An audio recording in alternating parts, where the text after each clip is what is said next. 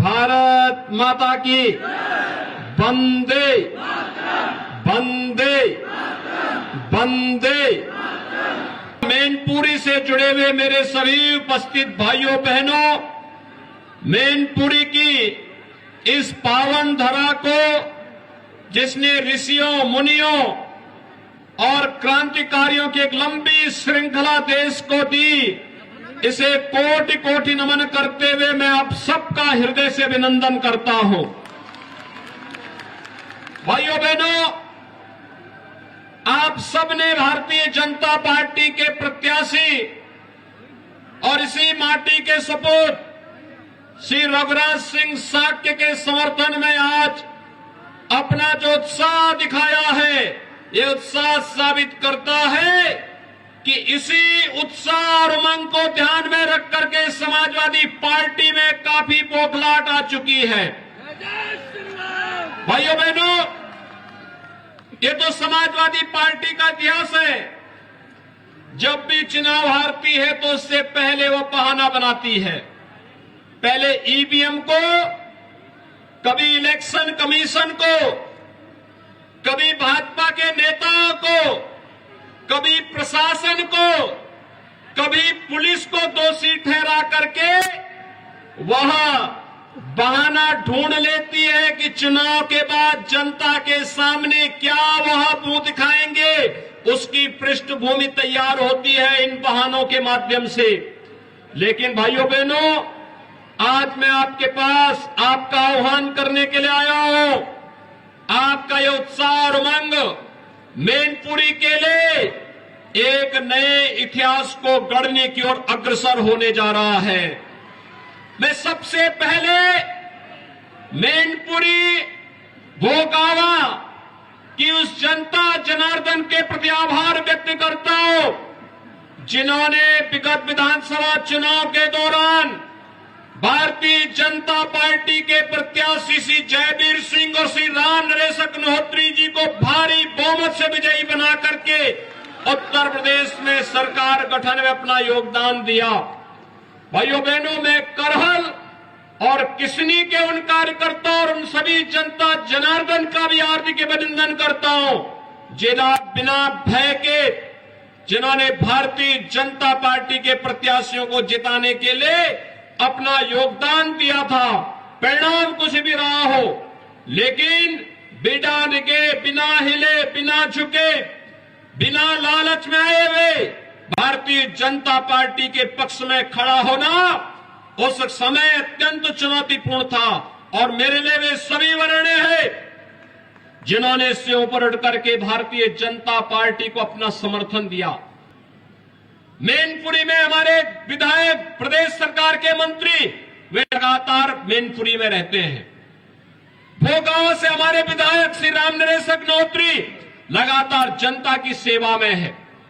करहल में आपने जिन्हें विधायक चुन करके भेजा, भाइयों बहनों, करहल में जीतने के बाद दूसरी बार जनता जनार्दन ने उनके दर्शन नहीं किए होंगे और 27 बार करहल में जनता जनार्दन की सेवा के लिए केंद्रीय मंत्री प्रोफेसर एसपी सिंह बघेल ही बार बार वहां गए हैं। किसनी में हमारे कार्यकर्ता गए हैं। लेकिन भाइयों बहनों, कभी भी समाजवादी पार्टी के लोग एक बार करते हैं और इसलिए अब इसका नाम तो समाजवादी रखना भी मुझे लगता है यह अपने आप में जनता को भ्रम में डालने जैसा है। इन्होंने विकास कराया होगा, अपना किया है, अपने परिवार का किया है, अपने परिवार के बाहर किसी का नहीं किया है। किसी अन्य गरीब का जिसने भी उभरने का प्रयास किया उसके साथ क्या कुछ हुआ यह हर व्यक्ति जानता है। और भाइयों बहनों, आज तो मुझे आप सबको बताते हुए एक नया रहस्य मैं आपको बता रहा हूं। ये समाजवाद, ये जेपी का समाजवाद नहीं है, डॉक्टर लोहिया का समाजवाद भी नहीं है। चचा शिवपाल तो डॉक्टर लोहिया के बारे में लिखते हैं, लेकिन उनको स्वयं नहीं मालूम होता है कि वे क्या लिख रहे हैं। उनको स्वयं नहीं मालूम है। ये समाजवाद के जो अलग अलग ब्रांड हैं, वह एक खानदान में भी देखे जा सकते हैं। भाइयों बहनों, शिवपाल जी का जो समाजवाद है वह है जिसकी लाठी उसकी भैंस, यानी ये लठैत समाजवाद है इनका। प्रोफेसर राम गोपाल यादव का समाजवाद वह पूंजीवाद में बदल गया है।